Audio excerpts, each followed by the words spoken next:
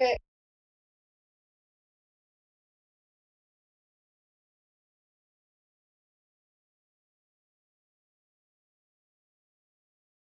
Welcome to the Foul Play YouTube channel. Hey everyone. Welcome. Welcome to Reading with Uncle Ken. And today in our podcast, we're actually on part 8. Incredible. My name is Dr. Silkman and I'm from the Foul Play team. I'd like to welcome everyone and thank you, loyal supporters, for joining us. If you like what we do, please subscribe to our YouTube channel. If you like our podcast, please give us a thumbs up. If you don't like what we do, that's fine. Please let us know what we can do to improve. We try our very, very best. And as you know from our podcast, what we've been doing in this series is that we have been reading passages from Ken Kratz's book. Now, for those of you who either were on Mars or another planet, Ken Kratz wrote a book a couple of years ago entitled Avery, the case against Stephen Avery and what making a murderer gets wrong. And he did an updated edition because of MAM 2, Making a Murderer 2. He added additional chapters to his book. And what we want to do here is that we want to read specific passages from his chapters, from his book. We don't do any editing. We read directly what he has written on his pages. And the purpose of doing this, guys, is to give a perspective from Ken Kratz's viewpoint. Because remember, he was the successful prosecuting attorney, one of the successful prosecuting attorney in Stephen and Brendan's trials. So we have a unique position here whereby we can actually see the words that Ken Kratz has written in his book. Now, today, what we're going to do is a slightly different format. From suggestions from you guys in the audience, I'm going to start immediately by reading passages from the book. And then at the end, if we've got time, what I'm going to do is go through and ask each member of the panel what they've been doing, whether they've had any updates to bring everybody up to date, so to speak. So again, guys, look, welcome to the podcast. My name is Dr. Silkman. Now, today, just joining us on the panel, we have Alice, Bibi, Jack61, Neverly, Zoe, and Sammy. And both Zoe and Sammy will be monitoring the chat. So guys, if you've got any questions, don't hesitate to put them down. We'll try our very, very best to answer your questions. All right, guys, let's don't waste any more time. Let's make a start. Now, this is chapter number 4, The Perpetrator. And I just want to say the following words before I start the chapter. This actually was a very difficult chapter for me to read personally. Ken Kratz essentially blamed Making a Murderer for downplaying, in part, Stephen Avery's past crimes. Now, I want to warn you guys that Ken Kratz, in this particular chapter, he does not hold back, and he reveals every sordid detail of Stephen Avery's past. And I think it's important, guys, that we go through them, right? This is before I actually start reading quotes. Now, if you've been following Making a Murderer and you've seen countless documentaries on YouTube, and in actual fact, if you've read official court documents, which my team has, you know that Stephen Avery had, when he was younger, had committed a series of burglaries as a teenager with his friends. And he was put in prison. He was given a prison sentence, a relatively short prison sentence for those burglaries when he was a teenager. In 1982, we have the infamous cat burning incident that occurred between Stephen and a few of his friends. He also went to prison. I believe he spent 9 months in prison for that horrendous act. And no one here, of course, backs any animal cruelty. He deserved what he got. In 1985, Stephen Avery had run his second cousin, I believe, Sandra Morris, off the road, and he pointed a gun at her. And we'll discuss the reasons why he did that. However, that's a shocking and despicable act. Now, he was actually sentenced to 6 years in prison, and I don't think anyone here would disagree that he deserved what he got. I mean, that was a shocking thing to do to his cousin, and he got 6 years in prison for doing that. Stephen Avery had a history of domestic violence against his wife, Laurie. These are all incidences that have been recorded. There's also the mention of emotional and physical abuse of his fiancée, Jody Stachowski. That was his current fiancée when he got arrested.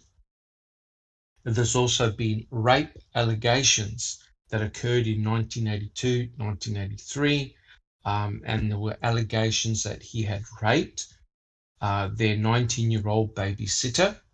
But these are allegations, and there were also allegations in 2004 that he had raped his 17-year-old niece.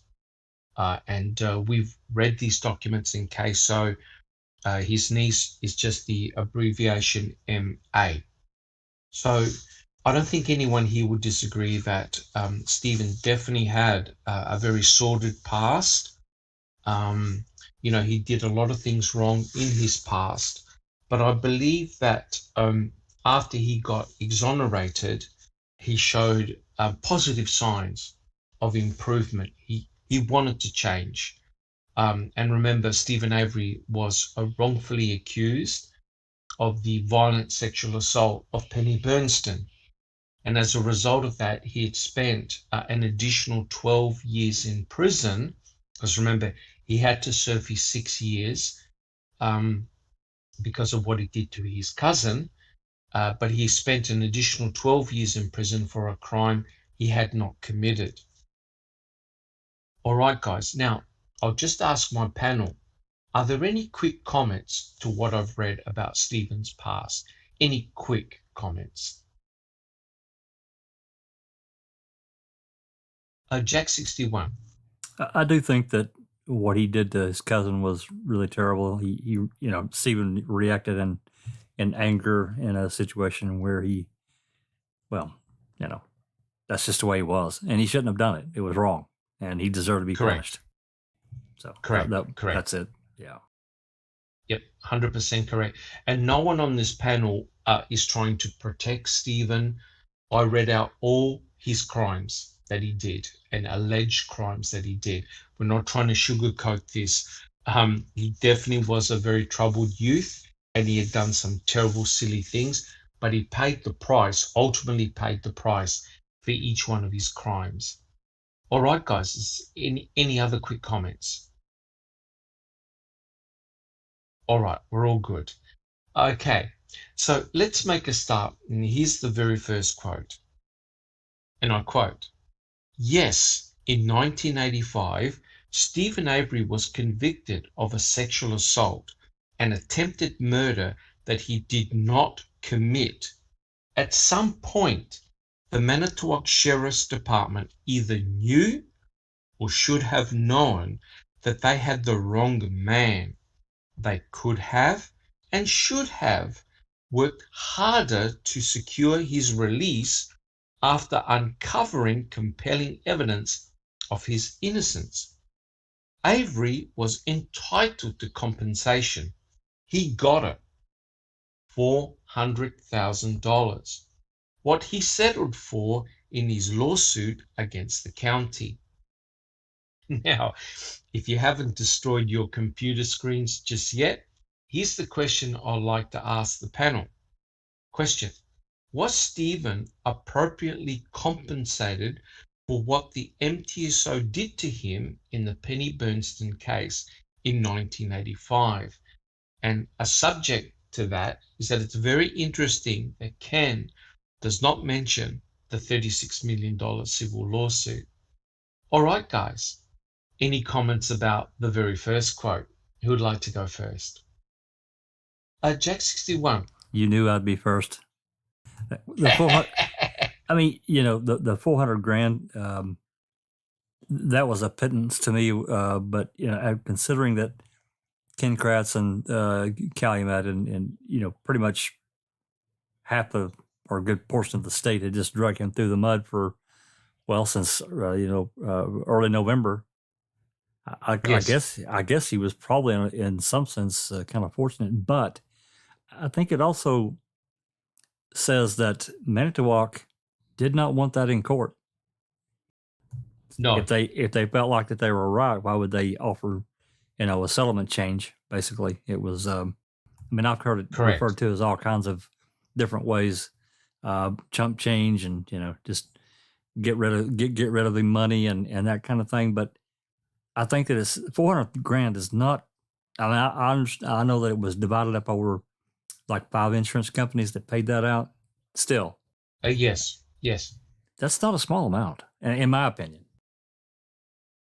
Yes. So do you think he was appropriately compensated or not? No, absolutely not. No. I think he was forced into a corner and because of the he hit the charges that were put against him. So he was really screwed. He was really coerced into making the settlement, in my opinion. Correct. And is it true that the Holbach family tried to do a civil suit to take that money from him? Immediately, they filed for that money, even though Avery hadn't been convicted of anything. And I think that was a huge mistake on their part. But immediately they tried to get that money. And fortunately for Stephen, the judge said no. Yeah. Otherwise, Stephen would have actually had no money whatsoever to defend himself and would have had to have used a public defender. That's right. I could imagine how things would have turned out. Oh, my God. Lloyd would have had to stay on the case. But, it's funny if you think about it. The ramp up after a Beauty and Strain came onto the case, how the tactics with Ken Kratz changed and the state prosecutors, they ramped up everything. Man, they went after Brendan with a vengeance. He did that press conference. My God, that press conference. We look at things now in today's world, and we're just kind of like whatever. That was a huge deal. No prosecutors do that. So, correct. I believe everything. Thank you so much, Jack 61. I believe everything that Ken Kratz did was very, very strategic. And you're right, because now the state actually had a good team to go up against. And you're correct, Jack 61. Everything got ramped up. But of course, interestingly, that Ken Kratz doesn't mention the civil lawsuit for $36 million. And unfortunately, you're right. Stephen Avery got backed into a corner because he was arrested, he was charged, and he needed money to defend himself. And so, in effect, he had to settle for a much lower account. And remember, guys, at the very same time that this allegations of the murder charges against Stephen and Brendan later on, this occurred while the civil suits, while the depositions were going on. So, everything was occurring at the very same time. Bibi. Yes, exactly. And the big screw up was that the depositions were stopped. Those should have never been put on hold or whatever. And I don't able to give him the $400K if the other 2 depositions would have happened. Yeah, you're correct. Yeah, you're right. The depositions did stop. And, what's so remarkable here, guys, now I know we don't talk about coincidences, but would anyone like to comment? Would anyone like to, I know, Bibi, you're going to say, How convenient. Convenient. But who were the two people that didn't end up being deposed? Does anyone know who they were? Kachurek and Vogel. Yeah, Kacerik and Vogel. That's right. Were the two the big boys that didn't end up giving depositions. Yeah, save the last for save the best for last, right? So Correct. This is a multi-layer issue. Not only, Yeah. as we just to reiterate, not only that the stopping of the deposition was a bigger problem than the money, I think, because if it wasn't stopped, who knows what would have happened and where this case would have gone. So that's an excellent point. Excellent point. You know what I mean? So yes. I think that was a bigger problem than totally short changing him for the money. 100% agree. And I think most people will realize that there were a lot of rumblings about past events that occurred in the MTSO. We've got Ricky Hochschleder, and I think there were other incidences as well in which people were killed due to collisions and crashes, and there were a lot of rumblings within the community. And I believe that had Stephen Avery's civil suit been successful, it's likely that a team of the MTSO would have been probed for past crimes, or looking at past cases. Jack 61. There was actually a section there, and I would have to go back and find it, but in the civil part where Avery's, or not Avery, but Kasorik's lawyers tried to limit, if he was going to give a deposition, to limit what he was forced to say, and the judge said, no, it's going to be, you're going to testify. Yeah. Paul Capaldi said Stephen didn't settle, his lawyers did. Yeah, correct. But the horrible thing is that Stephen was put in a horrible position whereby if he didn't settle, he would have had no money, and that would have been devastating for him. So in a way, and they knew that. Yes. So they took their chances. And what was he going to do? Not take that money? He was in a tough position. He certainly was. And remember, he's had public defenders before, and that really didn't help him out too much. So this time, at least, he got a very good legal team. Jack 61. Well, if we think about it, if he would have said, you know what, screw you guys, I'm not settling, I want to go to court. Now we think about, if they would have went to court, maybe they got the other two depositions, but even if they had, and they went to court in that climate, and all that salacious horseshit that Kratz and the prosecution had slung all over town and the media. Yes. Now yes. Now the jury pool is going to get pulled out of this region. How would have that worked out for Stephen? So you kind of have to roll your dice there and think, well, maybe he came out better by taking the settlement, and maybe he was thinking that too. Yes. But thank you, Jack 61. But the other thing that we mustn't forget is that he had already been in prison for 18 years. So he had already a history with the MTSO, and he was exonerated after all. And so you could imagine the personal pressure on him to say, oh no, it's happening again. Just one moment, Neville. Alice, do you have a comment? Yeah, I was just going to say, correct me if I'm wrong. Even though it was his lawyers that settled that case, was it no the lawyers that also suggested Jerry in that to him as well? Yes, correct. Yes, they did, because they knew them, and they knew they were very, very good. And yes, they were recommended to Stephen. They were. Yeah, correct, so Alice. I think that's why maybe they shouldn't have settled for what they settled for, because I don't think he got anything compared to what he deserved. But maybe it was a choice of settle for this amount. If you settle for this amount, we can get you a couple of decent lawyers that can maybe help you through. It'll cost this much, so if you settle for this, then you can use some of that for these lawyers, and then that's when they recommended Jerry and Dean. Yes, yes.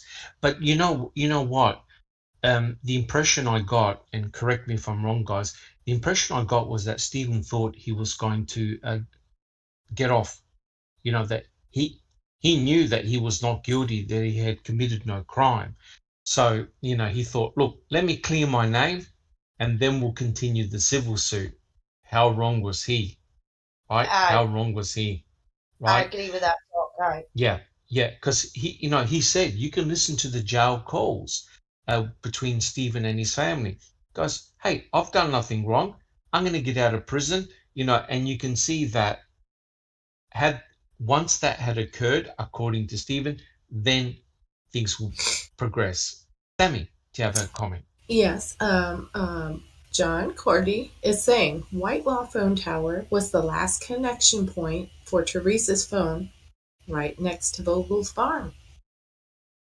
Correct. Yes. And we've talked about the cell phone tower pings. They're very, very interesting. But the ultimate question is this.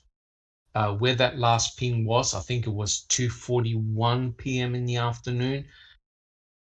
Would that distance of where Teresa allegedly was, would that ping from another tower, or would it still ping, if she was anywhere near the Avery salvage yard?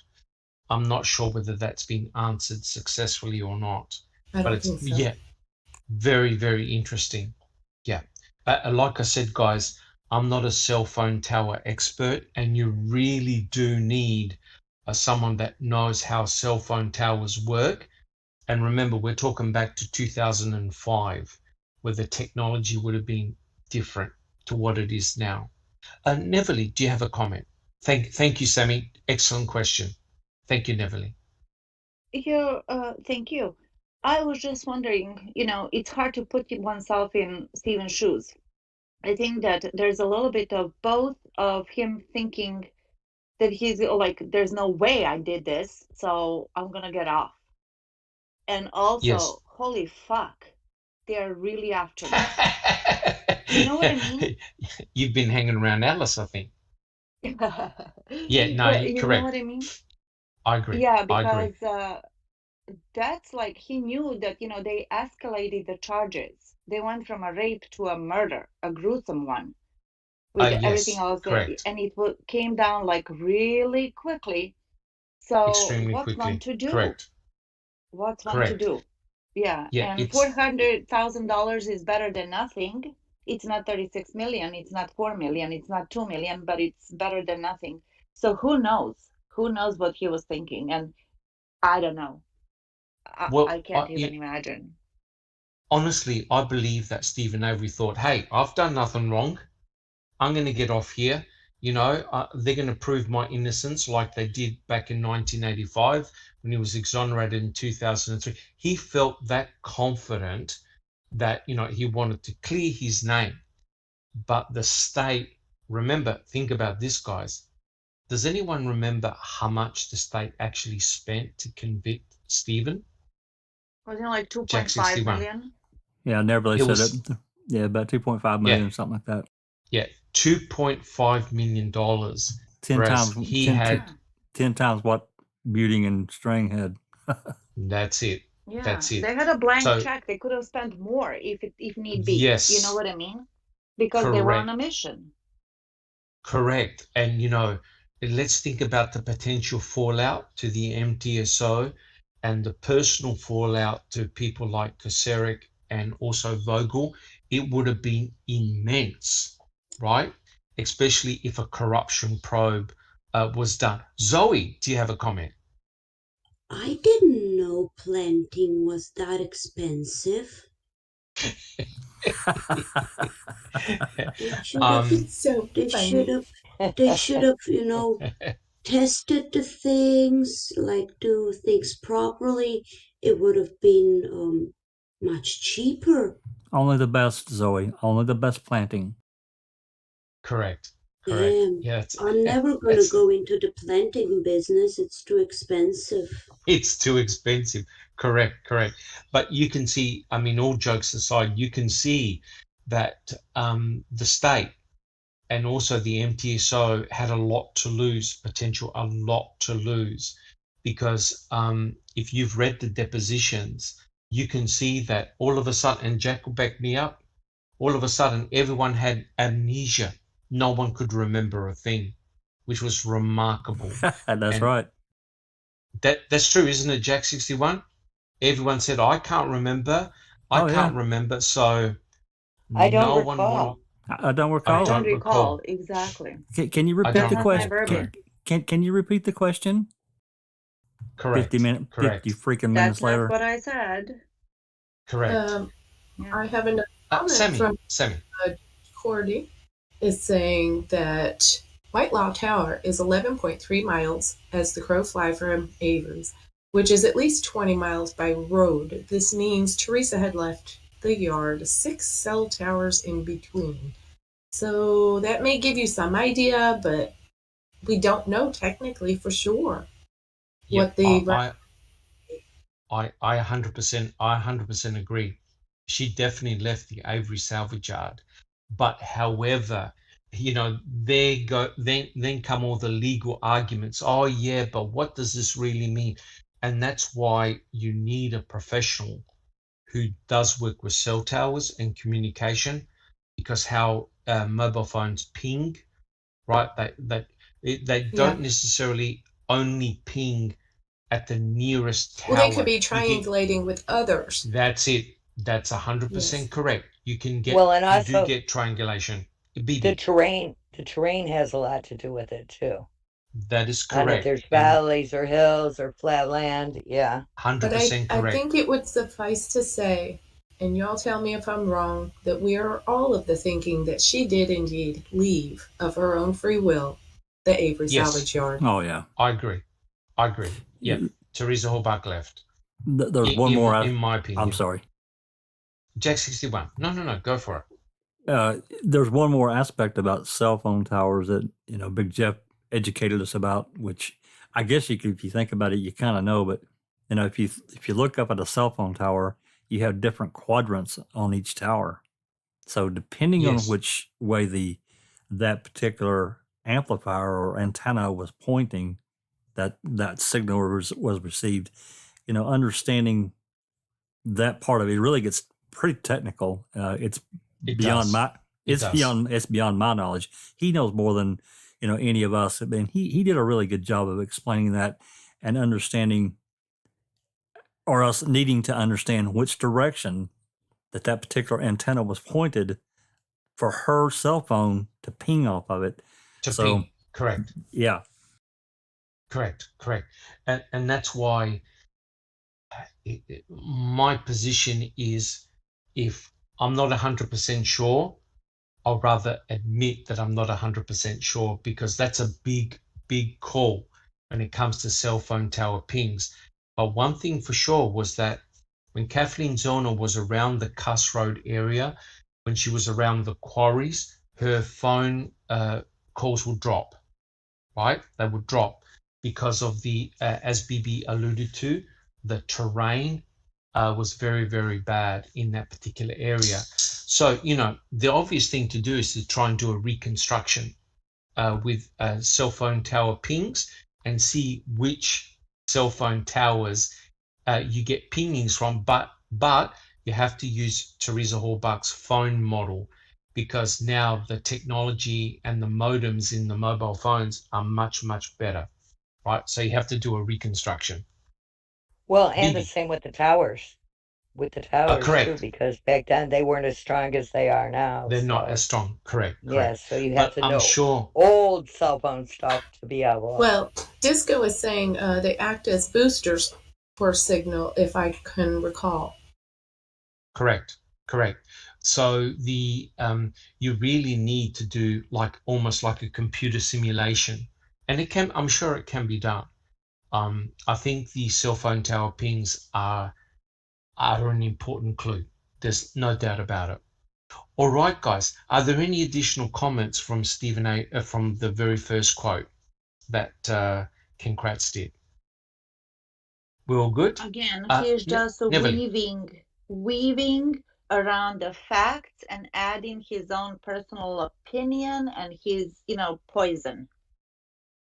Well, Neville, you're correct. But what is amazing here was that he's saying, hey, what's your problem, guys? Stephen Avery was compensated. Let's leave it at that, right? He goes, he got it, 400,000, right? So he basically did not want to talk about the civil suit that was for $36 million.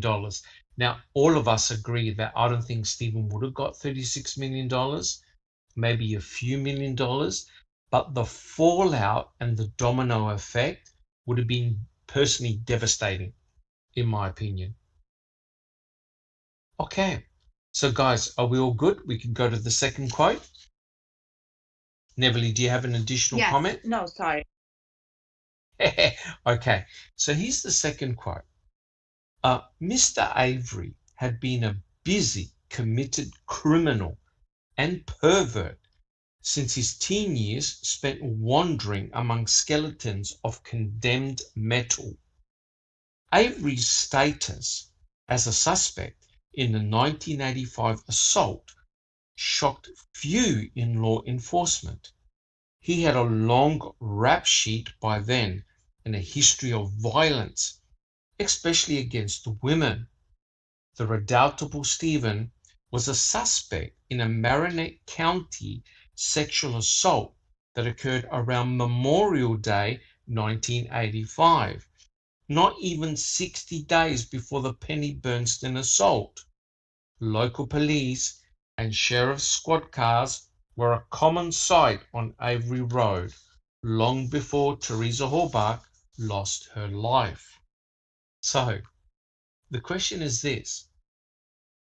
Was Ken Kratz implying that it was justified that the MTSO assumed that Stephen had sexually assaulted Penny Bernstein? That is, were the MTSO blameless? Okay. Who wants to answer that one?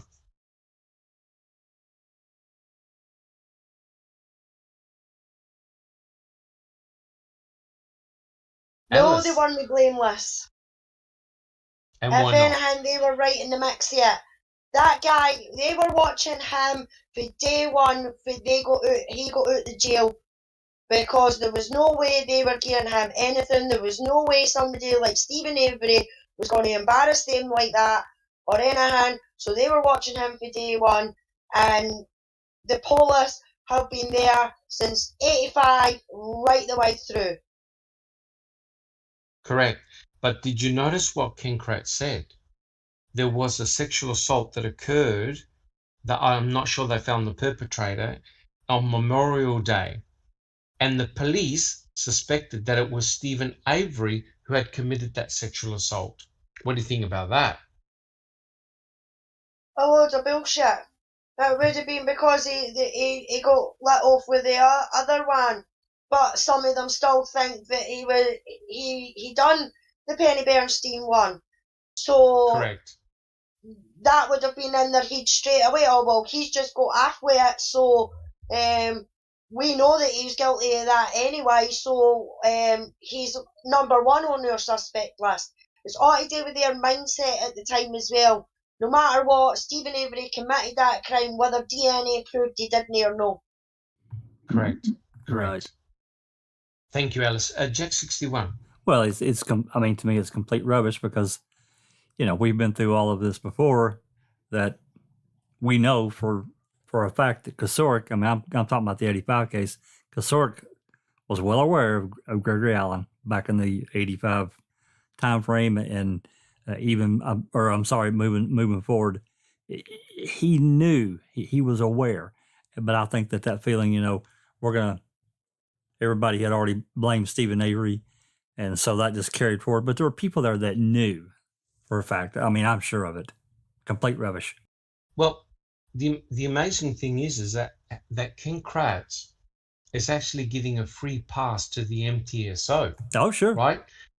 So in other words, he's saying, well, Stephen Avery's got this rap sheet. So, hey, why are you blaming the MTSO for arresting Stephen Avery for the sexual assault on Penny Bernstein? Of course, he's a number one suspect.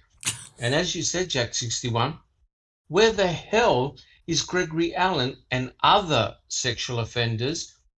How come they never got into the spotlight? Who would like to comment on that one? I'll let everybody else go.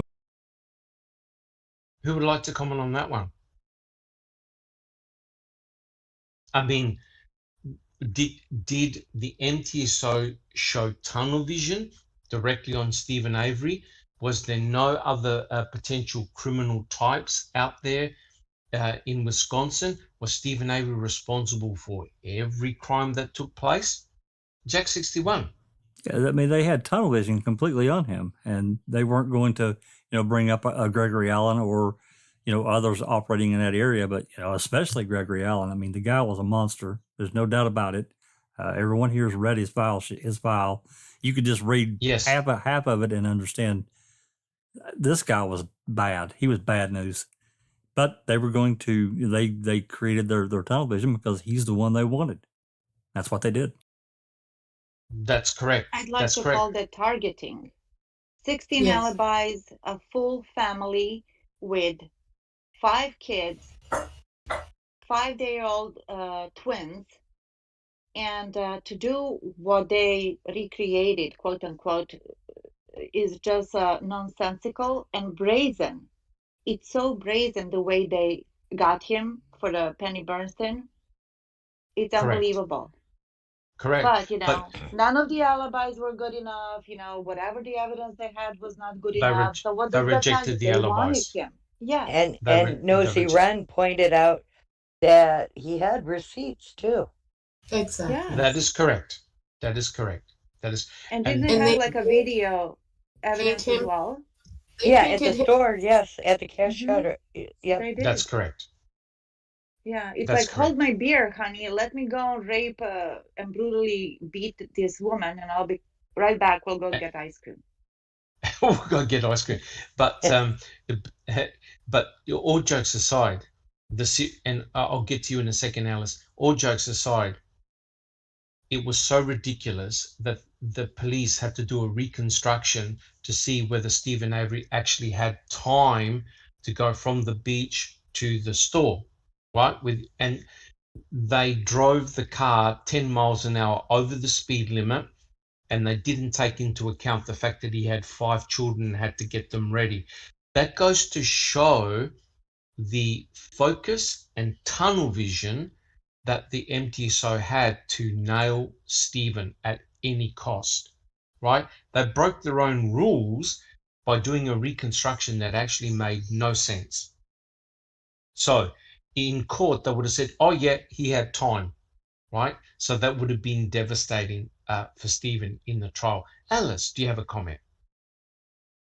Yeah, I mean, just to think about, I was brought up in Glasgow, so I know what it can be like when the police pick you.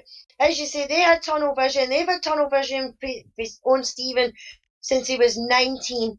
Because I guarantee you, he was a cocky wee bastard when he was 19, thinking he was Mr. Know-it-all who knew fuck all, but got cocky with the police and everything like that, and had an attitude with them, and everything like that. You can't touch me, you can't do this.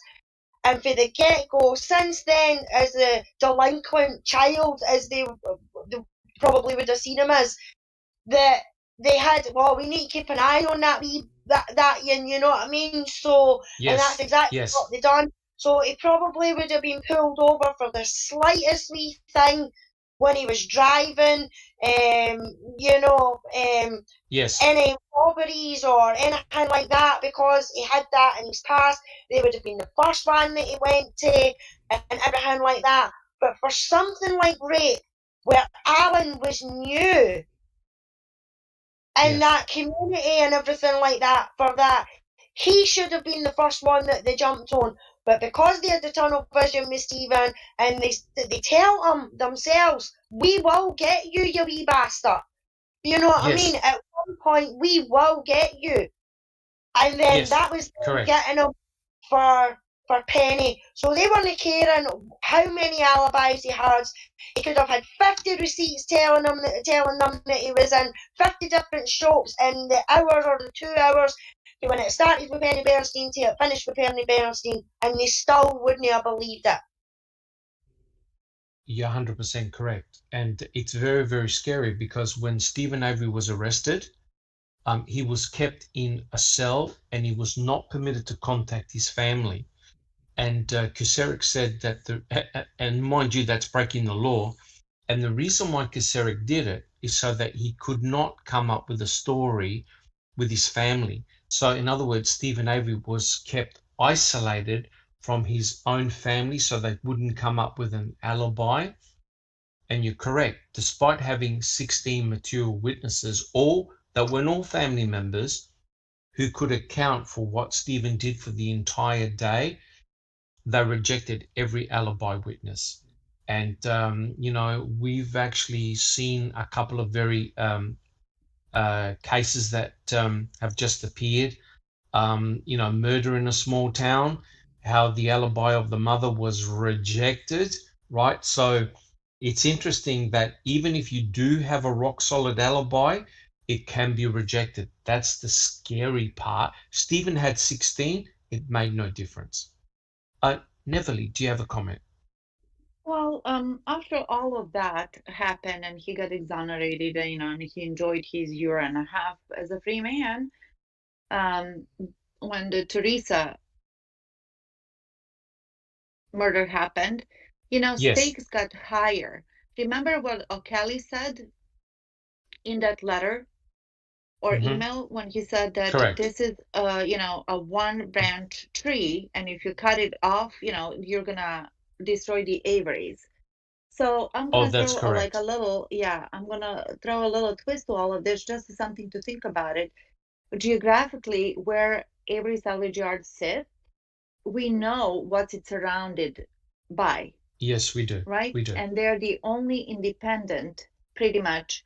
Even though it's 40 acres, it's that's a little bit small in comparison to the quarry, the Manitoba quarry, and the Redon property, whatever it's called now, the Badger Company something. It's still 40 acres. So who's to say that they weren't gonna go after that too? It's a speculation, but let's think outside the box as well. But it actually is a very good point, because if you look from an aerial point of view, the salvage yard is actually surrounded by quarries, and I'm sure they would have done surveillance, and they would have worked out that Stephen's the Avery salvage yard was probably mineral rich and worth a lot of money, so you could see that potentially they were trying to drive the salvage yard to the ground so they can basically lose the property and being taken over by Redons. Bibi, that's a very good point, Neville. Bibi, do you have a comment? T1 says, Ken Kratz is giving you the motive if you read between the lines. Who was attacked prior to Penny Bernstein? That's correct. There is a key, in my opinion. Find that info out, because it was important enough for Ken Kratz to even mention. Why? Oh, there's no doubt about it. That's a very, very good point, T1. But you see, the amazing thing is this, right? They know that there was a serial sex offender on the loose, Gregory Allen, and he was being watched and observed, right? So that means it was very, very serious, right? And Jack 61 said he had a rap sheet, no joke. It was huge, of all the misdemeanors he did. And he was also accused of killing, I think, a 15 or 16-year-old girl back in the 70s, I think, Jack 61. Is that correct? Yeah, late 70s in North Carolina. He fled. He was the prime suspect, but they couldn't prove it, I guess. And he left North Carolina and moved to that part of Wisconsin and basically just started having his way. Correct. That's correct. He just simply moved his crimes to another state. And the remarkable thing, and that's why that T1, said a very important point, and that is this sexual assault occurred prior to the Penny Bernstein case, and so he's saying, well, it's likely Stephen Avery who did it, so therefore the MTSO had justification to go after Stephen, right? That's why he wrote it in that fashion. So all the misdemeanors that occurred, you blame it on Stephen Avery, right? And notice it's a sexual assault. Now, Stephen Avery was no angel, but I don't believe he had committed any sexual assault at that stage, or accused of rape at that stage. These accusations occurred later. Neverly. Well, I don't know if it's relevant anymore, but back to the Avery salvage yard point, we saw in Making a Murderer what they did. Maybe they, didn't take the land away from them, but they did take the business away from them because nobody would call them anymore. So all That's the correct. towing that they did and stuff, and they really, did you see how many cars they've sold? Like half Correct. of them. They had to in Correct. order to survive. So if Correct. that wasn't deliberate, I don't know what is. Correct. And there was also a competing salvage yard. I think that one of the law enforcement officers, that's correct. Herman. Correct. So yes. there was a competing car yard. The other thing was that there was geographical studies done about wind, and it just so happened that the salvage yard itself was quite windy, and so the ultimate aim was to put potential wind towers, right, on the property to generate electricity. And what's interesting, if remember, we've seen the photographs where they had all the dismantled wind towers that cost millions of dollars waiting on the ground, right? You can see the Google Map images, because their intentions was to place some of those wind towers on the salvage yard, because they did wind studies, and that particular locale was very, very windy. So you're right. I think a lot of people had their eyes on the property. And so, I think it was Earl who said that they were losing up to $1,000 a day in business since Stephen got arrested. Yes. Correct. All right, guys. Any additional comments? Bibi. Grandma said, was Teresa's phone turned back on the day after she was supposed to have been murdered? No. After 2:41 p.m., that's it. Her phone remained dead. There were no cell tower pings, which means that her phone either was turned off, destroyed, or the battery removed. There were no further pings. So if you rang her phone, it'll go straight to voicemail, right? But there was no ping activity on her phone. It was permanently off, switched off.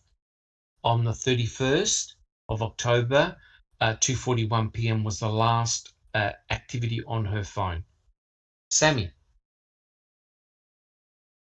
Well, there was some chit chat in the YouTube chat, basically about, painting Stephen as some kind of sexual predator when in fact it Correct. turns out KK and Meow Meow have histories now that implicate they've done some sexually offensive things.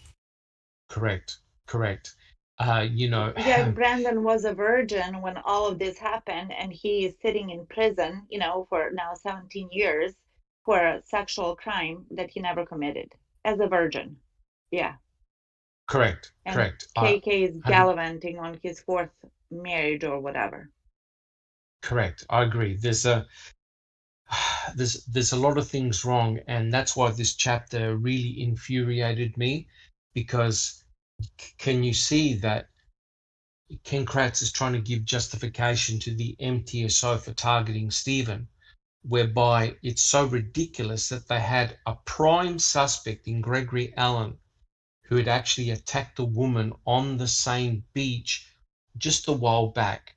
So your number one perpetrator or suspect should have been Gregory Allen from the get-go, right? And it wasn't. Stephen Avery was arrested that night. Okay, they went to his house and dragged him out of bed and arrested him that evening. That's the fastest I've ever seen law enforcement act.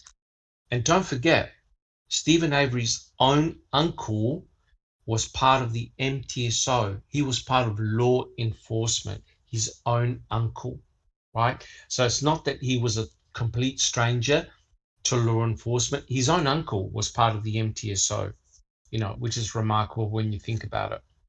All right, guys. Any additional comments, or we can move on?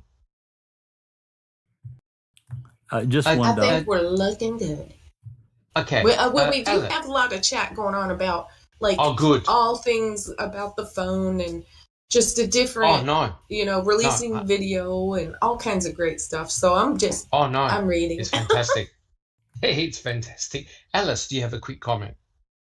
Yeah, I was going to say, was it not one of his uncles was one of the alibis as well? Was he no? He told them that he was there when him and Stephen were doing the concrete or whatever it was that they were doing, and they still didn't believe him, and he was one of them.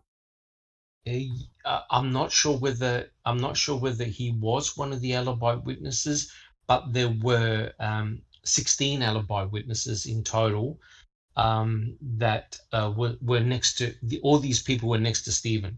They could account for what he did for the entire day. Plus, there were shopping receipts to prove where he was at the time that the so-called attack took place.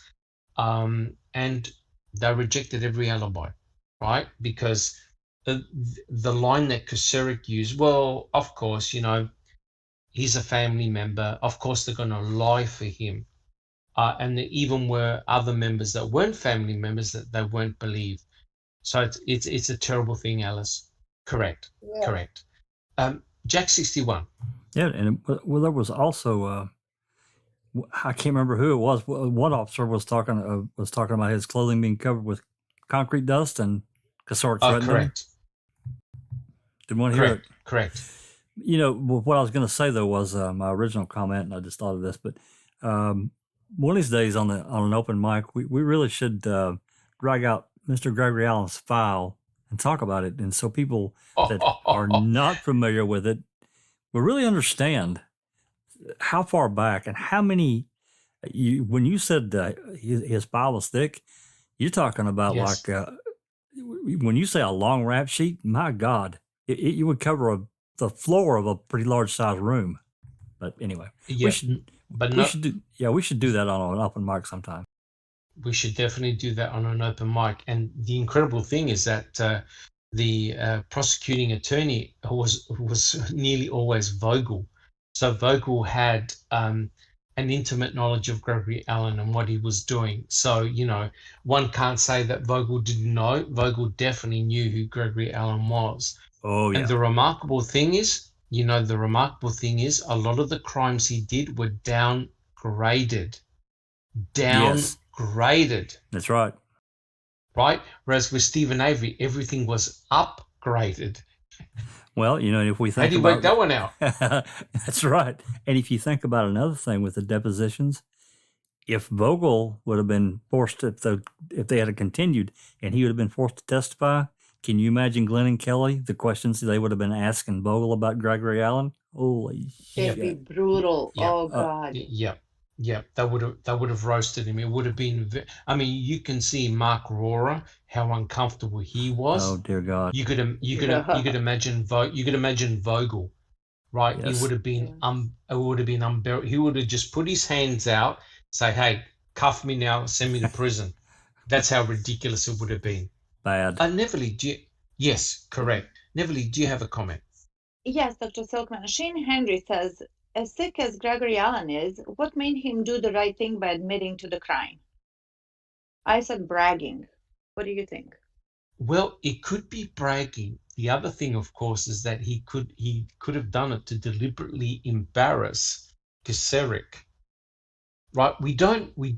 There's some weird thing going on with Gregory Allen. Gregory Allen seems to have gotten a lot of free passes, right? Now, I'm not saying anything nefarious here, but Gregory Allen could have simply tried to embarrass the MTSO to say, hey, look, it was me all along, and you've got a guy in prison. But despite that, did anyone from the MTSO do anything to get to the bottom of it? The answer is no. Stephen They Avery ignored it. they ignored it, they buried it, they deep-sixed it. Stephen Avery still remained in prison for 12 additional years. Bibi. Dark Side of the Moon said they had a code name for it. What does that tell you? Which his code name was Sandman, right? Well, yeah, this now brings up a lot of nefarious activity. Was he a confidential what a good informant? name! What a good name for what a good code name Correct. for a beach raper. Correct. Sandman. Yeah. Correct. Also, which goes to show, yeah. John is bringing up that Dave Goda was at the beach when Penny Bernstein was attacked, and he saw part of the attack and was prevented by LE from going up the back to follow the attacker. He put something on YouTube to that effect, and I believe yes. He did. Yes, he did. Dave Goda was there. I think he was on a jet ski, and he saw certain parts of what took place, and what were law enforcement doing down there already? And it he really wanted to begs the help, question. and they shoot him away. Exactly. That's correct. That's correct. And you start to wonder whether this was a sting for Stephen Avery. I know what I just said was controversial, but by God, it's got all the hallmarks there. Jack 61. Going back to what we talked about originally, the payout, the $400,000, and then you talk about you just actually just mentioned a minute ago. He served 6 years for his assault on his cousin, but then he's 12 years. Correct. He's in the prison for 12 more years for a crime he didn't commit, and now we're looking at that. We're looking at $400,000, 12 years. And I'm sorry, I don't know how the rest of you feel. I'm no millionaire or I'm no one particularly special, but I got to tell you, I wouldn't sell any part of my life for any amount of money. Yes. So I think that it was a pittance what they gave him, but I think he saw the writing on the wall and he felt like he had to do it. Correct, because he, as we've already discussed, he felt confident that he was going to get released. But it's very interesting that the person who charged Stephen Avery with possession of a firearm was none other than Ken Kratz, right? And it's interesting that Ken Kratz says, well, I felt compelled to act. So because the weapon, the .22 rifle was in Stephen Avery's bedroom, and it didn't even belong to Stephen Avery, they felt compelled to arrest him on a gun charge, right? That's incredible. Jack 61. Yeah, they knew about the weapons. MTSO had been in that trailer at least twice before over the prior several months, and no one said a word. To me, I'm not a real big believer in coincidence. I think that's just a pile of crap. So they did it to halt the depositions. Period. Well, you see, you've got two things happening here.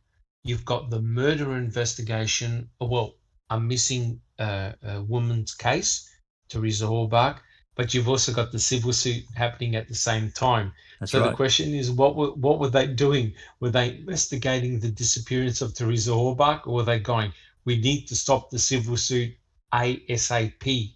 So what do? They arrest Stephen on a gun because he's a felon, and they arrested him for possession of a weapon. Right? So they already got the wheels in motion, right? Immediately. Jack 61. Well, we also can't forget, and this wasn't really in the media, strangely enough, and no reports written, strangely enough, but we can't forget about what the radio transmission that Sipple did back to headquarters about finding the bones in the quarry.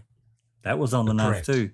That was around the time, actually, that CASO and the DCI had the family down at Aurora Medical Center doing fingerprints and all the other stuff. Correct. Stephen was. I was going to say, Jack. Go ahead.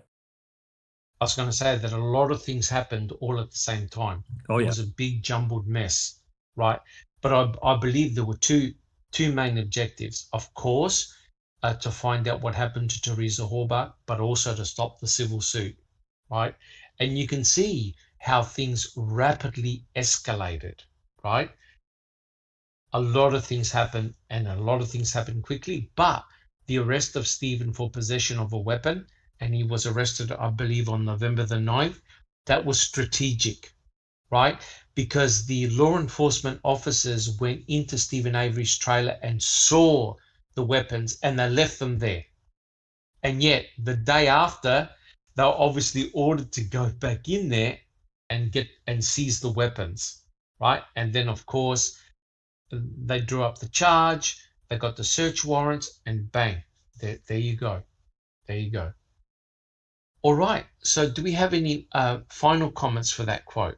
And Neville, did you have a comment? No, just the gun charge, as you said, they went in there first, they saw the guns, nothing happened, and then all of a sudden they charge him on that. They just wanted to isolate him, to get him, because once they get him, it's hard to get out. And we know what happened with the bail, that he wasn't granted to that, and the difficulties. And even though they wanted to put up the yard, as for bail, that wasn't good enough. They weren't allowed. So he was doomed, or there's another word that starts with F. From the get-go. Yeah. Correct. But the important point is this: they did it to him again. They isolated Stephen. Because remember, they had a press conference, and the reporters were asking, "Where's Stephen?" I don't know. Is he allowed a phone call? I don't know. Has he got contact with his lawyer? I don't know. So they did exactly to him in 2005 to what they did to him in 1985. They actually isolated him. They didn't want him to have contact with anybody to potentially establish an alibi. Neville. Yes, and Stephen Glenn was pitching a fit about that. Like, where is my client? Correct. Yeah. Correct. And Pagel at a press conference said, well, I'm not going to discuss that, or he's fine, or whatever. That's correct. They're correct. They did exactly the same thing to him and isolated him. All right. Guys, let's do the third quote. I quote, "Next up in Making a Murderer is an unfortunate incident with a cat in 1982. Avery suggested burning a cat alive. He and his buddies built a bonfire. Stephen doused the cat in gas and oil before the stricken animal was thrown onto the fire. It jumped off and ran around the yard, still ablaze, until Avery caught the cat and applied additional fuel before it died. No mistake, no hanging around with the wrong people. This was intentional, sadistic animal cruelty." And I think before I ask the question, we all agree that that's a shocking act to do Terrible. on any animal. Terrible. And here's the question. Was Stephen Avery now considered a future killer? Now remember, what did Ken Kratz emphasize here? Bonfire, burning, right? Because of what he did some 20 years prior. And the important point here is that Stephen Avery went to prison for his part in the burning of the cat. Neville. Yes, he was future promising. He was painting a picture of this, in Ken Kratz's words, a psychopath. Because Correct. we know that animal cruelty, blah, blah, and all of that, but what happened 20 years ago. But the fact is that Stephen was surrounded, yes, with bad crowd, and he admitted that he was just being stupid, and that it wasn't even him. Somebody else confessed to all of that. And correct. Stephen took the blame. So he wasn't the one that threw the cat. Yes. Yes. Leave it to Kratz to start building up this horrible human being, if, a psychopath in making. Just leave it to him. And we know what happened later on, that they put him in the black and white suit, all shackled up. They wanted to put tasers on him. didn't they? Correct. That's Just correct. in Yes, they case for did. the safety. Stun belt. So this is all escalation. A stun belt. Yes, Correct. stun belt. And they put the Escalation mittens and on him. yes, yes. Yes, they did. They did. Yeah, correct. Bibi, do you have any comments? Oh, no, sorry, that was it. Yeah, just the mittens. Correct.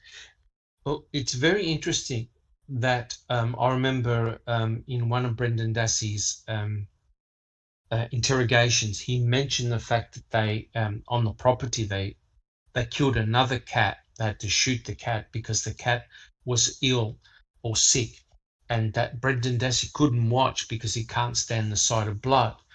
Now, I don't live in the country, but would the destruction of animals take place on a routine basis? Would that occur? Do cattle have to be put down, or dogs and cats? Is this something that normally occurs in the country? Has anyone got a comment? Bibi. Well, yes and no. Yes, a lot of times, yes. People put down their own animals who live in the Yes. country. More so in olden days than now, but it still happens, you know. Yes. And all of us agree what they did to the cat is unforgivable. And the interesting thing was there was a Yunda and a Dassey involved as well in the cat incident, and they self-reported. They actually went to the sheriff and self-reported. So if they never said a word, no one would have known about the cat, right? So it's very, very interesting that they self-reported what they did. Bibi. And that's Yanda with a Y. With a Y, correct. Alice, do you have a comment? Yeah, I mean, this happened in 82, you know, so how much dumb, stupid shit did we do when we were younger? You know what I mean? And it doesn't excuse it. I mean, doing that to a cat, to any animal, is inexcusable. But you can't hold everybody account for bad mistakes that they've made. They learn it, they move on. And the fact is that he was covering for his pal. It wasn't him that done it. He was trying to stop his pal because his pal was on the third strike or something like that, you know. And yes, he did. Yeah, so he did I cover. mean, He did cover. it annoys me when I see people saying, "Oh, but he burnt a cat. He did this to the cat." No, he never. He was covering for his mate because his mate was on a third strike, and that's really bad because I think you can get life sentences and things like that. Like if you do a robbery but it's your third strike, you can get a life sentence for it.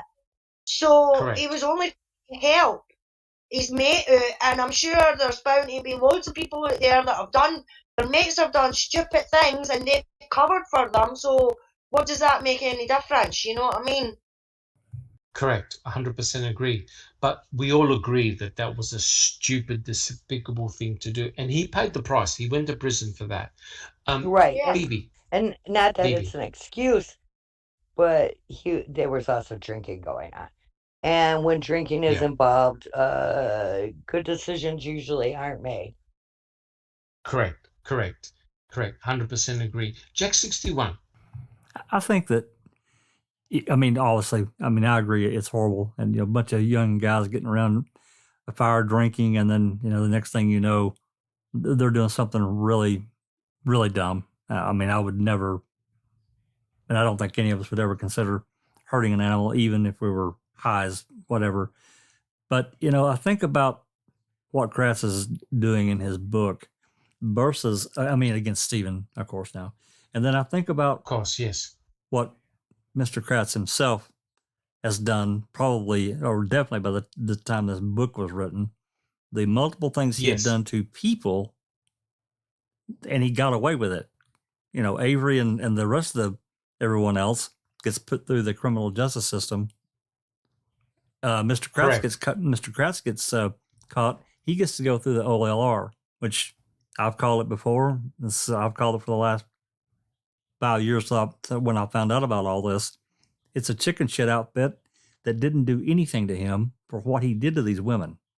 I'm sorry, but they didn't. That's correct. If it was a private public citizen, they would be in prison.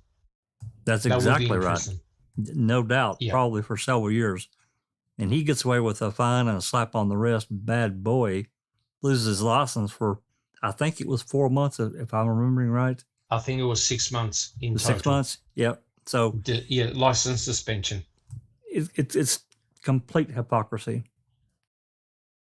It is. But if you zoom out a little bit and look at it big picture, what is Kratz doing over here? Again, he's painting, he's making a pervert, he's making a psychopath, again, using Kratz's own words. And an animal torturer. Yes, we don't, but he suppressed everything and whitewashed Teresa Halbach. I'm not saying that Teresa Halbach was burning a cat, okay, everybody? I'm just saying that he suppressed everything. He portrayed her as an angelic person, church-going, Catholic, travel, and photography-loving young girl. That's fine. That's his job. Yes. So as long as you understand that what's going on over here, it's a tactic. It's a strategy. That it is. Well, that it is. It's a strategy. So he used and overused and abused the fucking cat incident to the point that it's like sickening. And people are still crying over that something happened 20 years ago, 30 years ago. By this point, he paid the price. Let's move on. Yes, he did. He did go to prison for it. But thank you, Neverly. Bibi. Kylie says, I can only imagine what type of shit Ken Kratz did as a child. Oh my God. Well, yeah, I know, as an but adult. Yeah, that's right. And as a child. Yeah. And we got to be very careful that we don't speculate, right? Because we don't want to get into any trouble. But you're correct. The most people, when they were younger, if they got around with the wrong crowd, they did silly things, right? And they'll look back and they say, oh my God, why did I do some stupid stuff like that? But you can see what Ken Kratz is doing here. It's pretty obvious because and he said it, making a murderer tried to present Stephen in a really good light, right? And he's accusing making a murderer of being biased towards Stephen. What Ken Kratz is doing is the antithesis of making a murderer in his book. He's flipping the tables. He's going, okay, I'm going to now put the spotlight directly on you, Stephen. I'm going to show you how much of a real bad person you are and amplify it to the max. Jack 61. I think we can all agree. I know everybody, a lot of people out there don't, but I personally think that Stephen was like a lot of guys. He was an asshole. He did things that he was a hothead. Just as you said a minute ago, we did stupid things when we were young because we didn't have the life experience, or simply whatever circumstance. At the same time, this hypocrisy that Kratz is pulling in his book, by the time the book came out, anyone that was interested in this case knew about all this other stuff that he did, and he blamed everything under the sun except himself. So it's just more, to me, it's just more garbage. I don't think Stephen was portrayed as any kind of big teddy bear and making a murderer. Yeah, it was biased, but it's Kratz's own fault. He wouldn't participate, and he was offered the chance to do so. That's correct. And now he's crying about it in his book, of why he didn't participate and why the law enforcement officers didn't participate. And it would have given a much better balanced view to what had occurred. But because it was more pointed towards Stephen and his family and Brendan, we got a behind the scenes view of what happened to the family. And I think that was so important and so unique. But you're correct. We didn't get a perspective from the MTSO. But I think that they made a decision not to get involved, right? And I think they didn't sign non-disclosure agreements right at the end, so they weren't involved in the show. I don't know what Kratz is babbling about. That Stephen was not that he was mispresented in the making a murder. The cat incident was mentioned in the making of the murder. So I don't know Yes, what it he's was. talking about. What's his problem? But then again, it's toxicity and he's doing his, he's serving his own purpose. Well, I think that the main complaint was that it wasn't amplified enough. They did mention it in Making a Murderer, but it was really only in passing.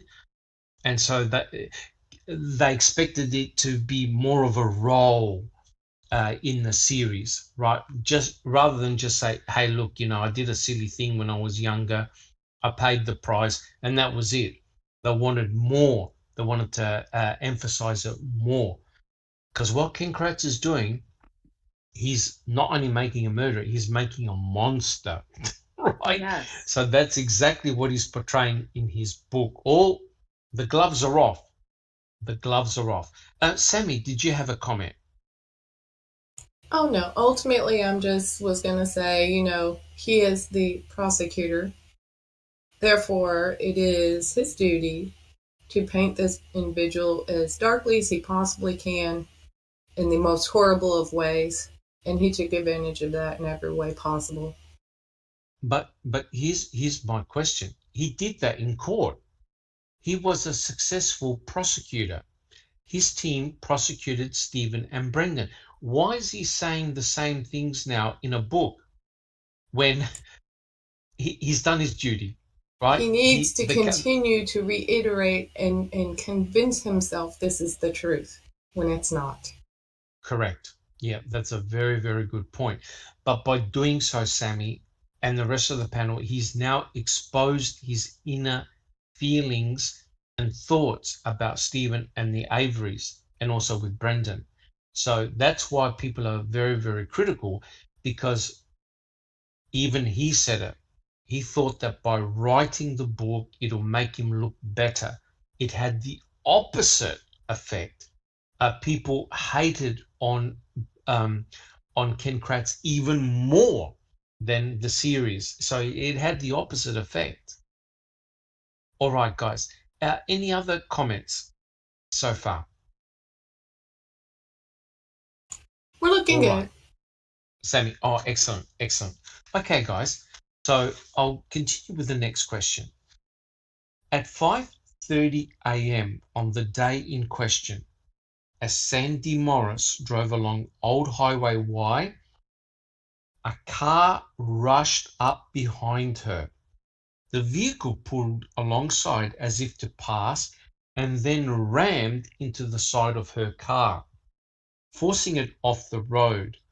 Sandy jumped out of her car, as did the other driver, an angry Stephen Avery brandishing a rifle.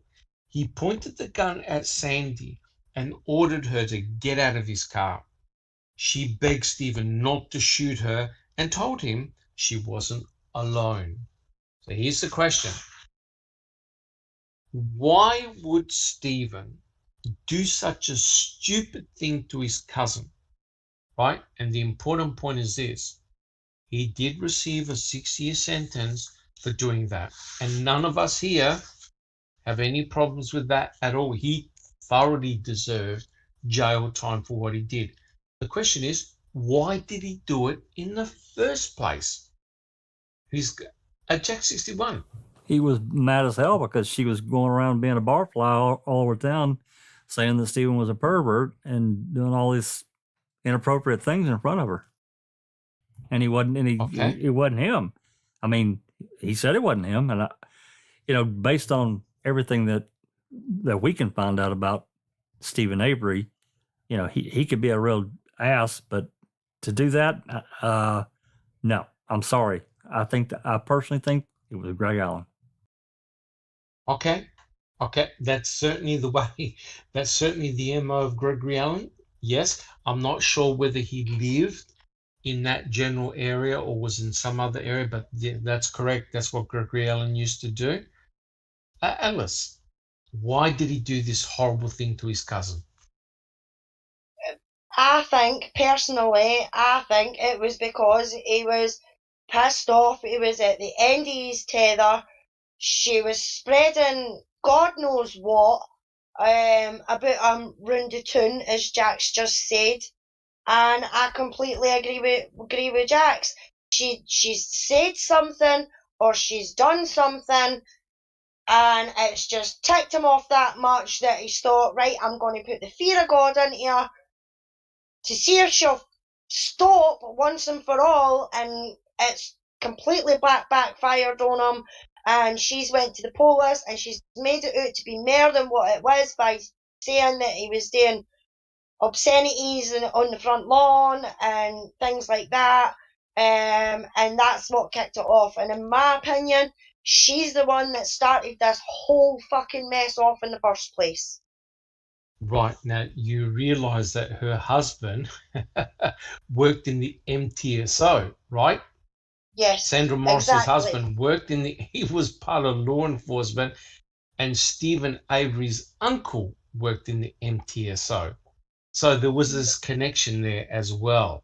Yeah, but I don't think even Stephen was thinking about who her husband was or his uncle or anything like that. She said something that has completely made him snap, and he's had enough.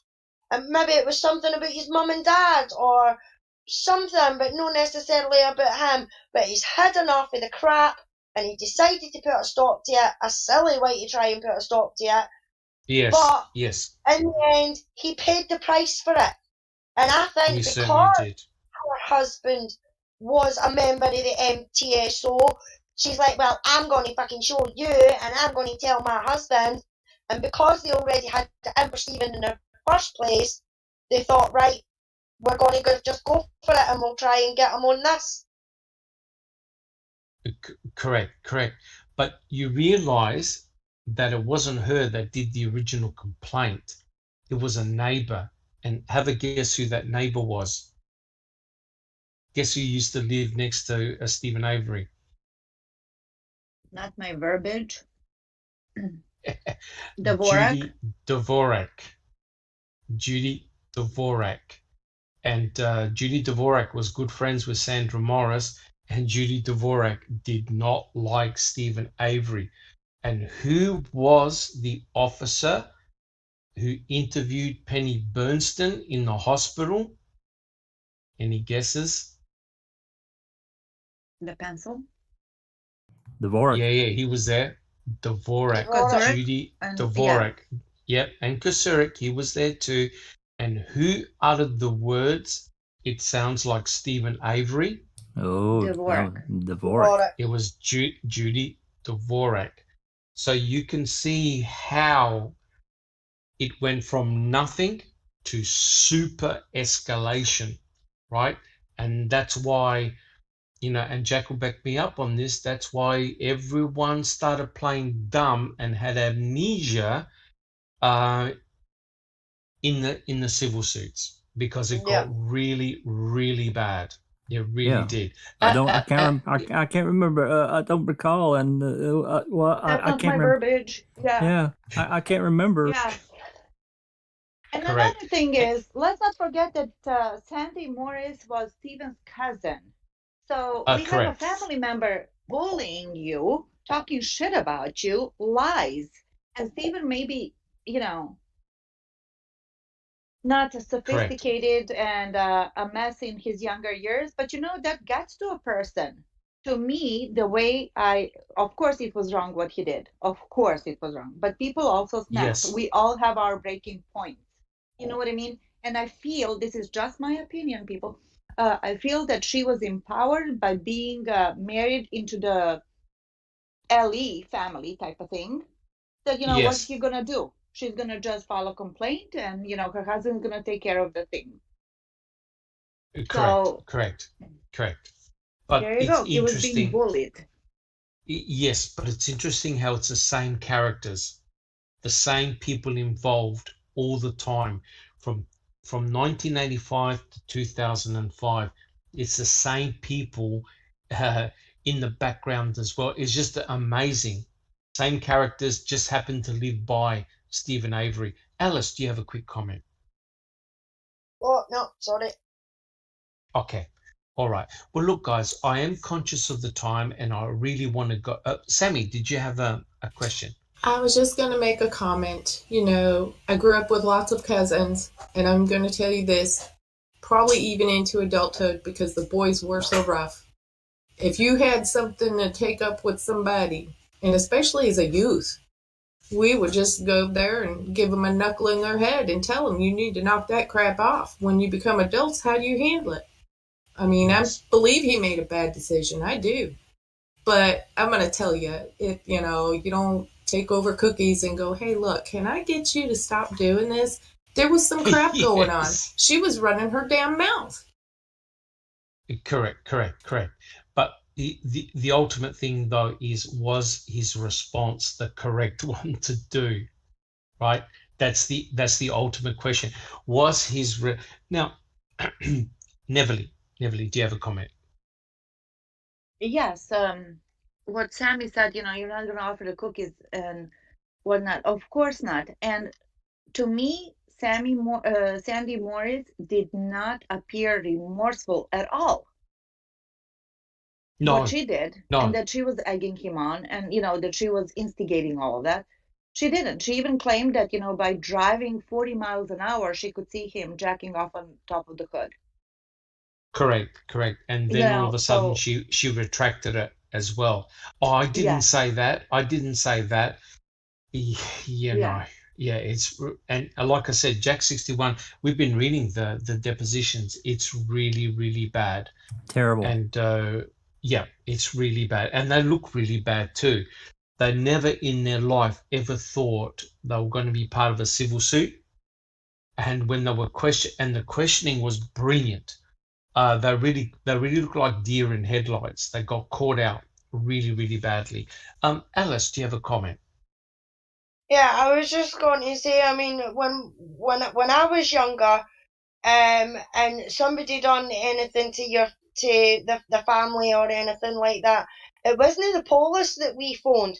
We went up to the door, like if somebody was getting bullied or whatever. We went to the parents' door.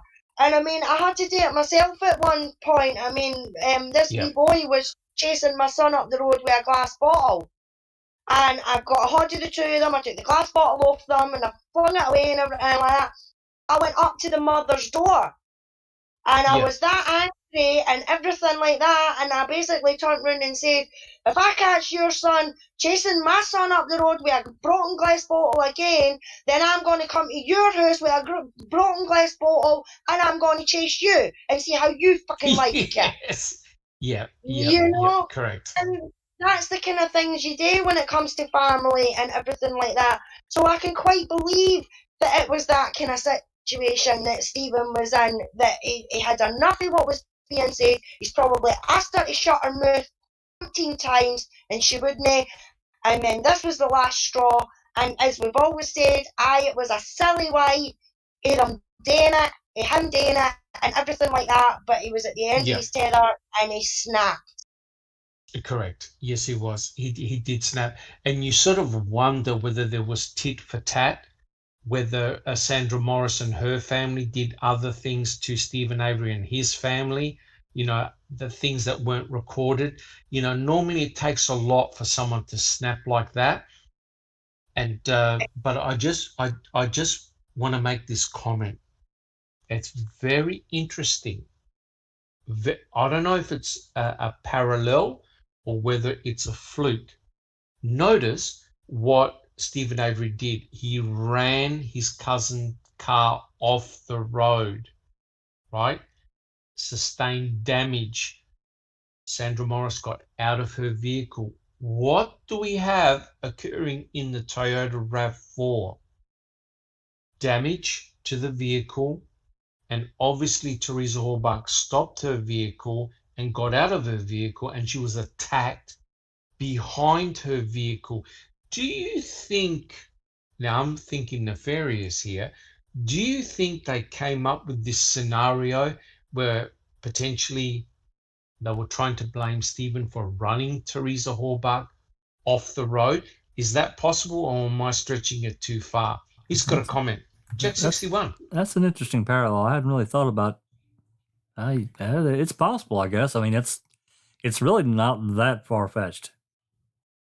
Well, look at this. If they're going to follow an MO, court, right? Yeah, in court they'll say, "Oh, yeah, but look what he did to his cousin. Look what he did to his cousin." Right, ran her car off the road. So yeah, he ran her car off the road. Okay, he ran her. So in other words, they were thinking, okay, do we go with the scenario that Teresa Horbach never left, or do we go with the scenario that Stephen Avery followed her? Right. So you can see that potentially they could have been cooking things up. Car ran off the road, damage sustained to the vehicle, Teresa Horbach attacked, right? Which is what they're alluding to happen with Sandra Morris. Very, very interesting. Very interesting. All right, guys, do we have any final comments? All right. I reckon what we do, because I am conscious of the time, and there's some fantastic chat going on. Let's do one more question. We'll continue this next week because I've got a lot of questions in this chapter. We'll be here for another 3 hours. I'll do one more question. Okay, quote: Avery's history of domestic violence against his young wife, Laurie. Now, we're talking about Stephen Avery was married to Laurie, and they had 5 children. So Ken Kratz is talking about what happened to Laurie. Now, of Stephen, Hazelwood, this is Judge Hazelwood, said, the kind of threats he made to his wife, not simply a threat to kill her, but his grandiose mutilation type scheme, the drawings and everything else, indicate that this is not simply a thought of an instant. This is something that he has brooded over for some period of time and has not been able to deal with any effective manner. And he has huge anger. He has real potential to harm people. And here's the question. And all of us here, while never condoning violence against women or anyone else, do you believe that when Stephen Avery was wrongfully accused of the attack, sexual assault on Penny Bernstein and put in prison, that this led to Stephen's behavior? And what I mean by that was his whole marriage with Laurie broke down. They divorced, and he was very angry and wrote lots of nasty letters. And Ken Kratz even published one of the letters that he wrote to Laurie. Guys, what's the deal? Sammy? Well, for sure, what he had been through probably had an influence on negating him in such a way that he became very negative, maybe very negative in thinking. Who knows? Yes, I agree. And he probably would have felt very, very paranoid as well, that everyone was out to get him when he knew that he didn't do anything to Penny Bernstein, and his whole marriage fell apart. Jack 61.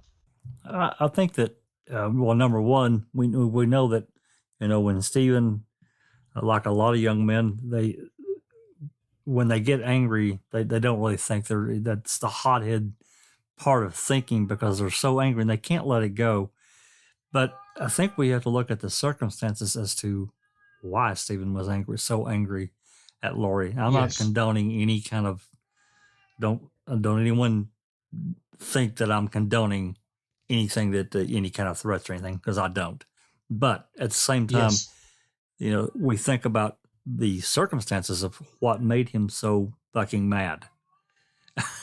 Yes. And yes, so correct.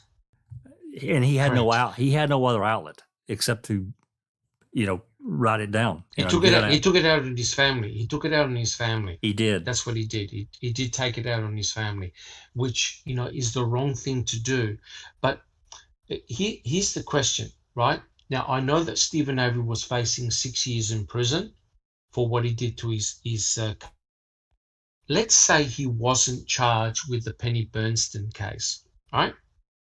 I would imagine that if Stephen had been a model prisoner, showed remorse, did everything he was asked of, considering his family situation of 5 children, Stephen Avery probably would have gotten out in a couple of years to be reunited with his family.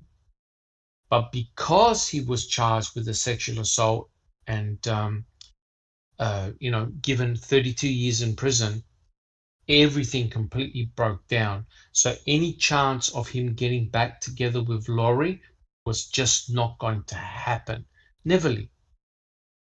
Stephen was very young when all of that happened. Very young. And he had a big family by age of 23. 5 kids. That's a lot. 5 children. And he's being put away for something that he did not commit.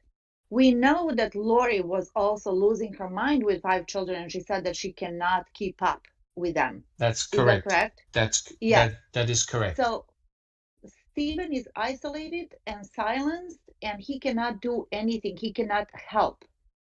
So statistically speaking, spouses get the worst treatment from the other party because you cannot talk to your boss like you want to talk to your spouse. You cannot talk to your parents like you talk to your spouse. You cannot even talk to your children like you talk to. So the spouses get the brunt of all the negativity. I'm not condoning the way he was talking, but she wasn't sweet to him either. And I personally would go nuts myself. Now, at one point, when Kratz is describing and, publishing his drawings and whatever, was he publishing drawings of his own dungeon or of Stephen? I don't know. Right? I honestly don't know. I don't know what Ken Kratz was thinking. Correct. But again, it's amplifying all the horrible negative things without, it's incredible. It really is incredible. And the reason why I say this is because when we get and Fassbender interrogated Stephen on November the 9th, he goes, this is about saying that what happened to Teresa Horbach was an accident. And Wiegert said, you've been in prison a long time and prison does things to a man. And I'm thinking to myself, holy shit, you've sent him in prison for 12 extra years for something he didn't do. He did all these horrible things to his wife in terms of writing all these letters. And now you're giving him justification by saying, well, if you committed an accident on Teresa Horbach, we would understand it because going to prison for so long does things to a man. Yet, when he was doing all these horrible things to Laurie, they cut him no slack. And Ken Kratz, you can see, illuminated that to say, well, see, he's a real nasty person. You can't feel sorry for him. He destroyed his wife. He destroyed his family. Yet, he never said, well, how would you feel being placed in prison for a sexual assault you never committed, right? And people are telling you you're guilty, you're going to stay in prison for 32 years, meaning he would never see his wife or children again. So, it's a double-edged sword. What's good for the goose is good for the gander. And it's disgusting that Wiegert would say something to him to say, was it an accident? We would understand it was an accident. If it wasn't an accident, then you're a cold-blooded murderer. Jack 61.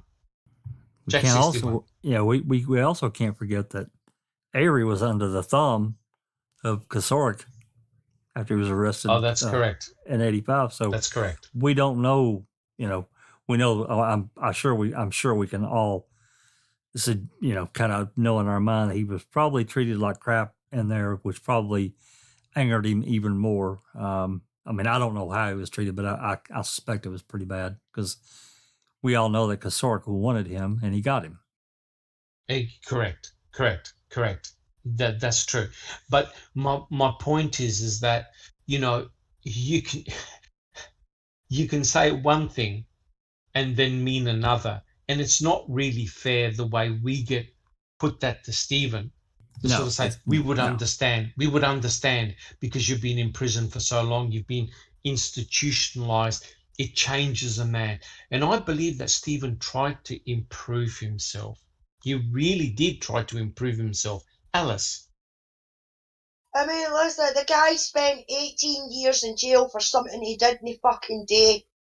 You know what I mean? So there's no way he's gonna finally have the taste of freedom to be able to do what he wants, when he wants, no stick to a time clock, get out in the fresh air whenever he wants. Him and Jodie were engaged, everything like that. He was due to get some money, and you're trying to tell me that he's going to throw that away just to murder this young lassie? Come on, you know what I mean? Correct. There's no way, and there's no way he was sitting in that jail thinking about when he gets out, the first thing he's going to do, he's going to wait 3 years before he even does something to make himself to get back in there.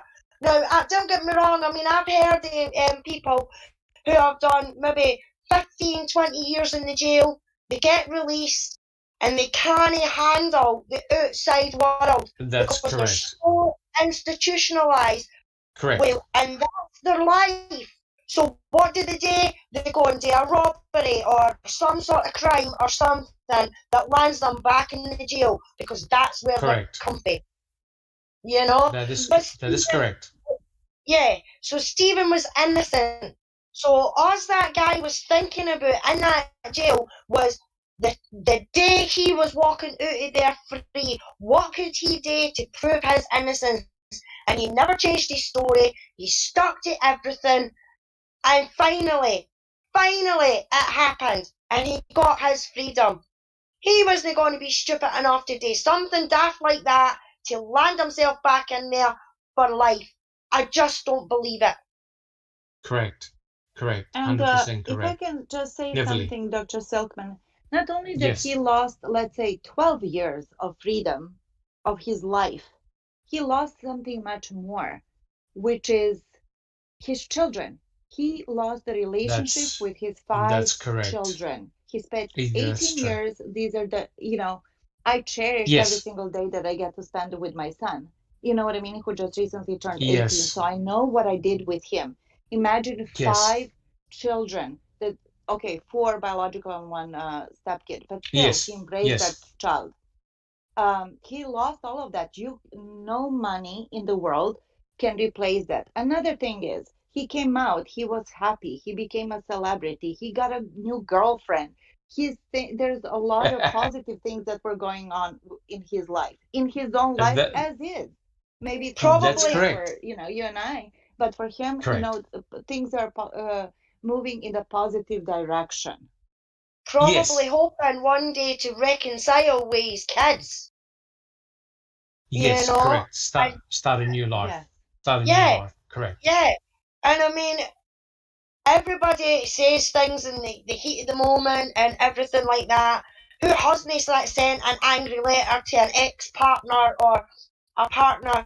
His world was crumbling before him. He was put in the jail for something he didn't do. He knew he didn't do it. Then Laurie's saying that she can't handle it, she can't stick with him, which he probably would have thought she should have stuck with him because she should have known he was innocent. So all this was going through his head and everything like that as well, and he just seen his life crumble before him. And they say you take it out in the closest ones to you that you love. And she was just in the firing line of his anger, and that is what came out in the letters. Know that he was wanting to kill her and everything like that. His whole life was being destroyed. Yes, and build a torture chamber. Yeah. As Neville said, you wonder what King Kratz was trying to build. And exactly. That's correct. Yep, that's correct. And you see, he even said, he goes, when I left prison, all the hate went. I left it there. And he didn't even blame anyone, right? He blamed Kaseric for putting him there in the first place, right? But he said that all the hate left the moment he walked out of prison. And you can clearly see that he did become a celebrity, right? What he achieved and the fact that they named the law after him, the fact that he was shaking hands with politicians, people in government, he had become somebody. He became the poster boy for the Innocence Project.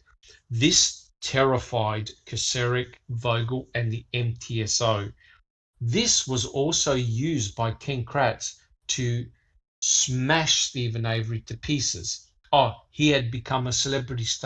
He had become a celebrity. How come no one treats me as a celebrity?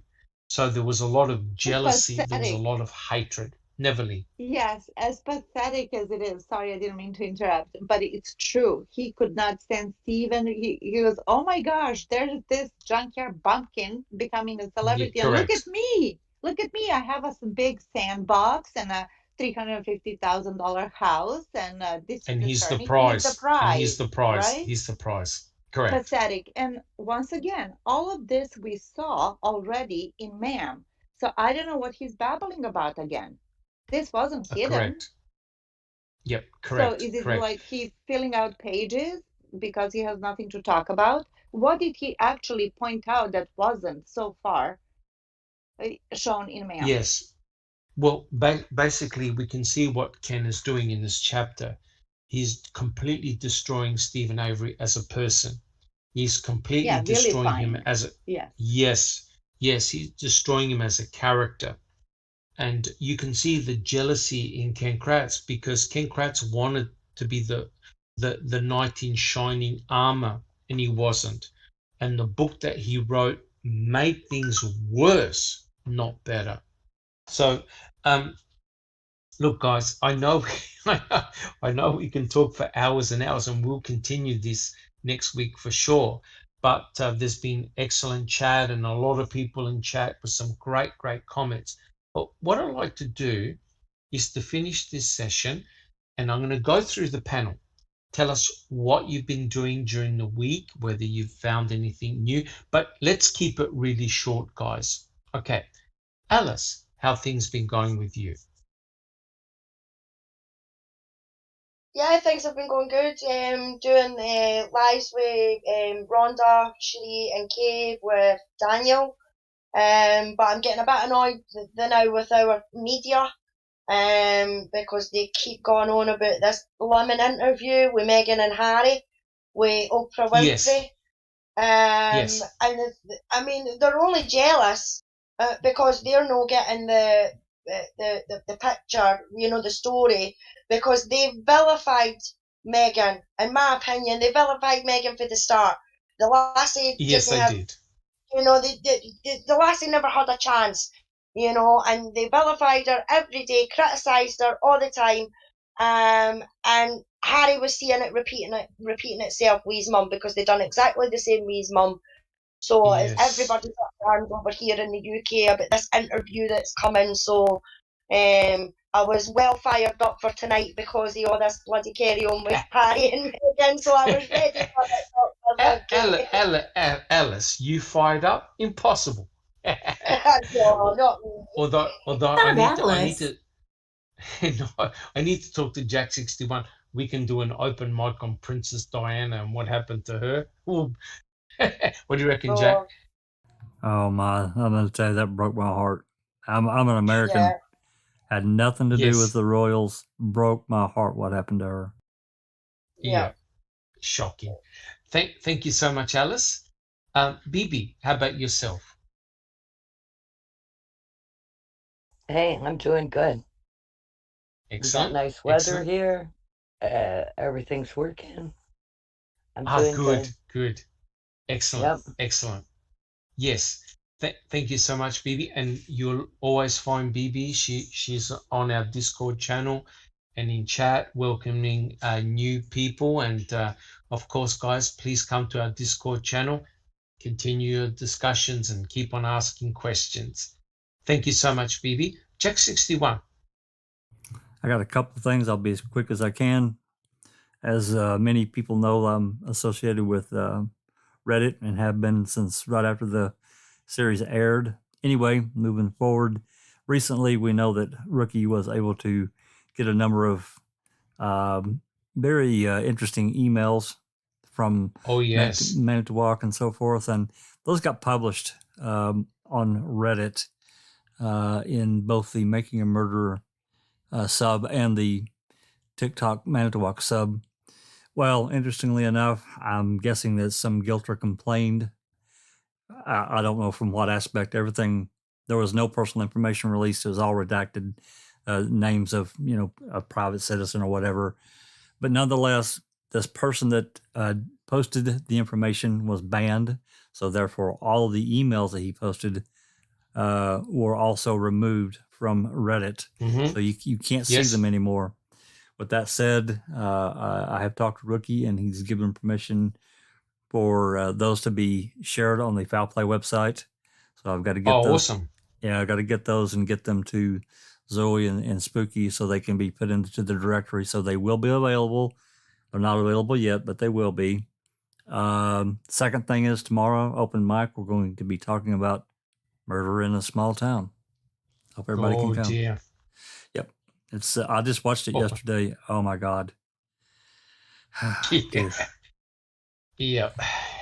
Yes. Okay. That's going to be a very interesting open mic, Jack 61. It will. Because I know that Paul Capaldi spoke to, I forgot the name of the gentleman, but he actually was in the same class or same school as Luke Mitchell, and I tell you what, there was like nearly 400 people listening to that podcast. It was huge. Wow. Lots of fighting, lots of arguing. Well, a spirited debate. Hopefully we won't get that. I mean, spirited debate's fine, but really, no, I'm not. I'm so unconnected with any of that. I mean, it was really shocking to me to see a lot of the news and stuff. So we can talk about that. Hopefully we can have a civil debate and discuss it. So anyway. Yes, correct. It's a case I knew nothing about. So it'd be very interesting. Thank you so much, Jack 61. Thank you. Neverly. Well. In addition to the murder in a small town, horrific murder, horrific case, and yes, very polarizing opinions on that. Yes.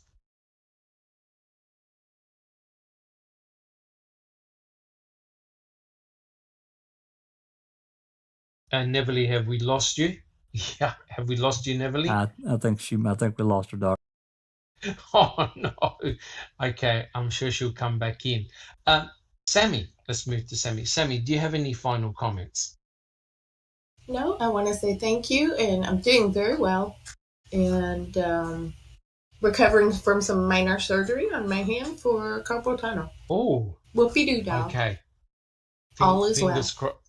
Fingers crossed that you get better soon. Yes. How are you doing? No, she's not allowed to cross her fingers yet. Yeah, sorry. Correct. Yeah, I'm doing much better. I go back to the hospital in, I think next week or the week after for a review, but I'm feeling much better and my wound is getting better slowly, but it's moving in the right direction, thank God. So, we've got so many things happening with all our podcasts and things like that. And keeps me really busy. And I'm just so grateful and thankful that we can do these podcasts. It's been fantastic. Thank you so much, guys. Neverly, do you have a final comment? I think that I fell out. I was talking and talking. You did? Yeah. I'm looking forward to the open mic tomorrow about the murder in the small town. But I also wanted to mention the show that I saw on Netflix last night, which was the Murder Amongst Mormons. something a little bit different, but it's still, there's murder and mutilation. So yay. So it's got to be relevant. Yes, it is. And FBI and investigations that it was done and how that turned out. I don't want to spoil it for everybody, but it's only three episodes, like 3 hours long altogether, and it's definitely worth the watch. Oh, awesome. Thank God And you're not addicted to crime. Thank God you're not addicted to... No, never. Those are just horrible allegations. Yeah. Yeah, horrible allegations. 61, did you have a comment? No? Okay. Well, look, guys, I want to thank the audience for their participation. We had a lot of people in chat and a lot of fantastic questions. Keep on asking the questions. If you like what we do, guys, please subscribe to our channel.